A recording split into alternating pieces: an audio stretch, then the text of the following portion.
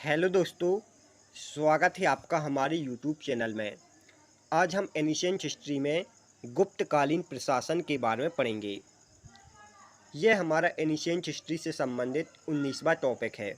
आप इससे पहले की टॉपिक हमारी प्लेलिस्ट में जाकर देख सकते हैं। तो चलिए चलते हैं सेशन की ओर। गुप्त साम्राज्य के इस वीडियो में हम गुप्तकालीन प्रशासन, गुप्तकालीन अधिकारी, उस समय की कर व्यवस्था, उस समय की चित्रकला, गुप्तकालीन मंदिर और साहित्य के बारे में पढ़ेंगे। सबसे पहले हम गुप्तकालीन प्रशासन के बारे में देखेंगे।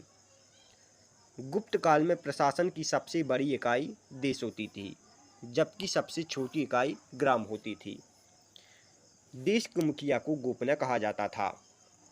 देश से छोटी इकाई होती थी भुक्ति, जो आज के राज्य के समान है, और भुक्ति के मुखिया को उपरिक्त कहा जाता था। भुक्ति से छोटी इकाई विषय होती थी, जो आज के जिला के समान है, और विषय के मुखिया को विषयपति कहा जाता था। विषय से नीचे की इकाई पेठ होती थी, जो कि आज की तहसील के समान है, और इसके मुखिया को पेठपति कहा जाता था। जबकि सबसे छोटी इकाई ग्राम होती थी, और इसके मुखिया को ग्रामिक कहा जाता था। ग्राम सभा के जो अन्य सदस्य होते थे उन्हें महत्तर कहा जाता था, और इन सभी अधिकारियों को वेतन नगद व भू राजस्व के रूप में दिया जाता था।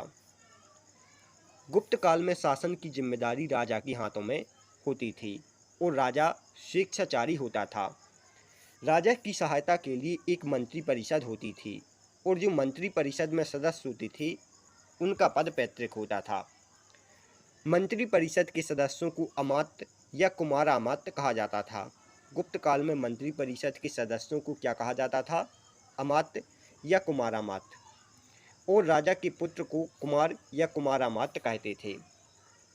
गुप्त काल में राजा के नीचे छोटे छोटे सामंत होते थे, और उनकी पदवी महाराज होती थी।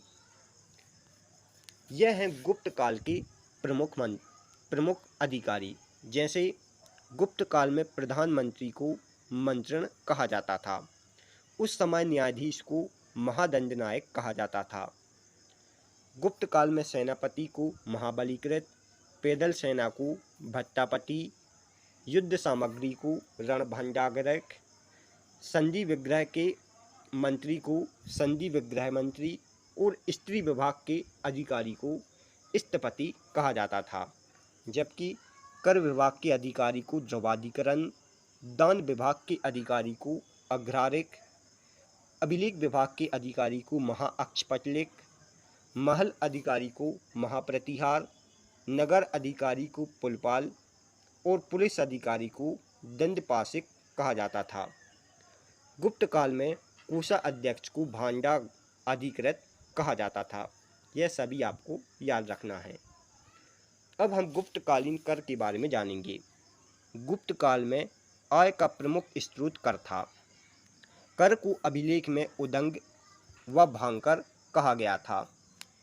गुप्त काल में कर विभाग के प्रधान को ध्रुवाधिकरण कहा जाता था, जबकि कर वसूलने वाले अधिकारी को साल्किक कहा जाता था।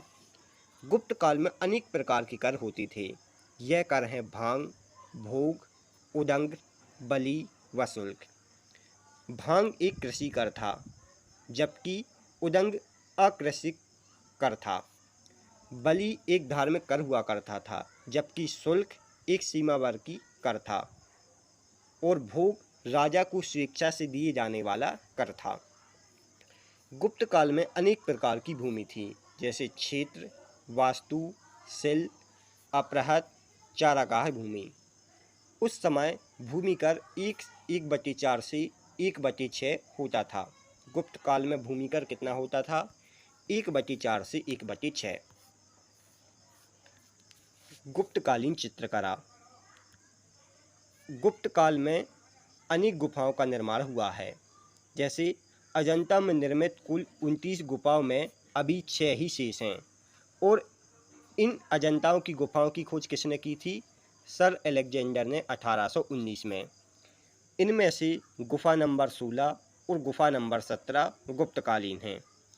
गुफा नंबर 16 में मरणासन राजकुमारी का चित्र है और गुफा नंबर 17 को चित्रशाला नाम दिया गया है, जिसमें बुद्ध का चित्र बना हुआ है।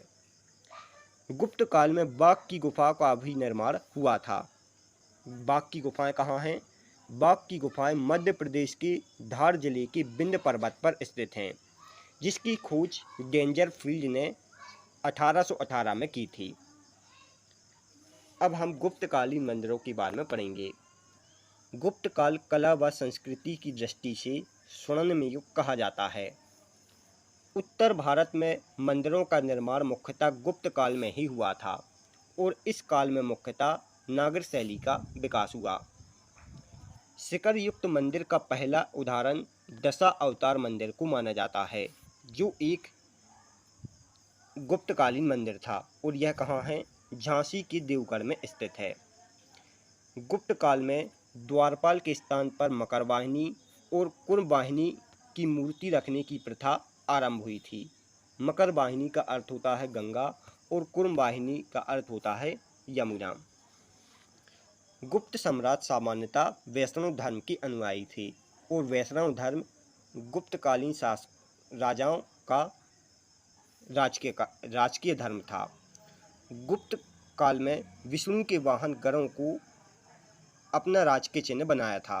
गुप्तकालीन शासकों ने विष्णु के वाहन गरुड़ को अपना राजकीय चिन्ह बनाया था। अब हम नागर शैली को देख लेते हैं। सामान्यतः मंदिरों को निर्मित करने की 3 शैलियाँ थीं। एक थी नागर शैली, एक थी द्रविड़ शैली और एक थी वेसर शैली।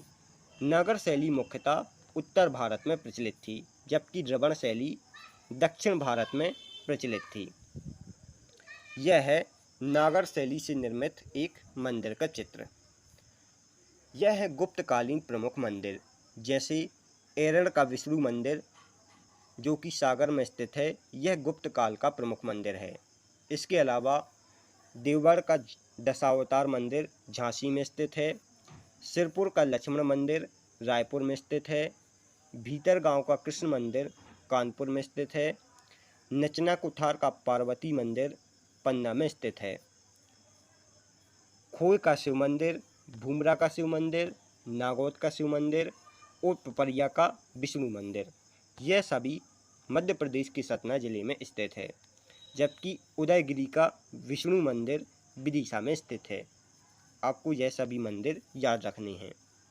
अब हम गुप्तकालीन साहित्य के बारे में पढ़ेंगे। गुप्त काल में अनेक ग्रंथों की रचना हुई थी।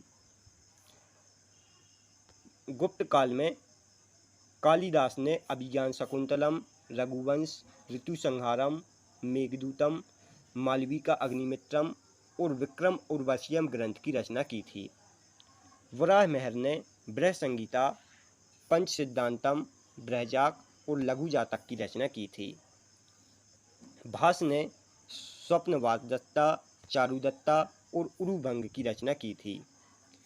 आर्यभट्ट ने आर्यभट्टियम सूर्य सिद्धांतम नामक ग्रंथ की रचना की थी। मुद्रा राक्षस व देवी चंद्रगुप्तम नामक ग्रंथ की रचना विशाखदत्त ने की थी। 10 कुमार चरित और काव्य दर्शन की रचना डंडन ने की थी, जबकि विष्णु शर्मा ने पंचतंत्र और वात्सायन ने कामसूत्र ग्रंथ की रचना की थी। यह सभी पुस्तकें और उनके लेखक आपको याद रखना है। इसके अलावा कुछ अन्य पुस्तकें हैं, जैसे हस्ता आयुर्वेदिक ग्रंथ की रचना पल्लकांव ने की थी। योगाचार ग्रंथ की रचना असंग ने की थी। रावण वध ग्रंथ की रचना वत्स भट्टी ने। चंद्र व्याकरण की रचना चंद्र गोविंद ने। न्याय अवतार ग्रंथ की रचना सिद्धसेन ने। चरक संहिता की रचना चरक ने। नीति शास्त्र की रचना कामंडक ने। मृच्छकटिकम की रचना शूद्रक ने की थी। इसके अलावा शिल्प शास्त्र की रचना शंकु ने। संस्कृत व्याकरण की रचना वररुचि ने। ज्योतिष शास्त्र की रचना क्षणपरक ने। घटपरक काव्य की रचना घटकरपक ने। अमरकोश की रचना अमर सिंह ने। आयुर्वेद की रचना धन्वंतरी ने और मंत्र शास्त्र की रचना बेला भट्ट ने की थी। अब हम गुप्त काल से संबंधित कुछ अन्य तथ्य को पढ़ लेते हैं। गुप्त काल में सर्वाधिक स्वर्ण मुद्राएं जारी की गई थीं और इन स्वर्ण मुद्राओं को अभिलेख में दीनार की संज्ञा दी गई है। गुप्त काल में चांदी के सिक्कों को रुपया कहा जाता था और इसी काल में त्रिमूर्ति की अवधारणा का विकास हुआ था। गुप्त काल में पुराणों के वर्तमान रूप की रचना हुई थी। पुराणों के वर्तमान रूप की रचना किस काल में हुई थी? गुप्त काल में। नगरों का क्रमिक पतन गुप्त काल की महत्वपूर्ण विशेषता थी। नगरों का क्रमिक पतन गुप्त काल की महत्वपूर्ण विशेषता थी।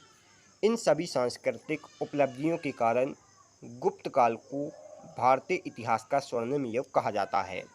भारतीय इतिहास का स्वर्णिम युग कैसे कहा जाता है? गुप्त काल को। Thanks for watching. दोस्तों, यदि आपको हमारी वीडियो पसंद आई हो तो आप हमारी वीडियो को लाइक और शेयर जरूर करें। इसके साथ ही हमारे चैनल को सब्सक्राइब करें। आप हमारे इस वीडियो से रिलेटेड PDF को हमारे टेलीग्राम ग्रुप से डाउनलोड कर सकते हैं, जिसका लिंक डिस्क्रिप्शन में दिया हुआ है। तो मिलते हैं नेक्स्ट वीडियो में, तब तक के लिए गुड बाय।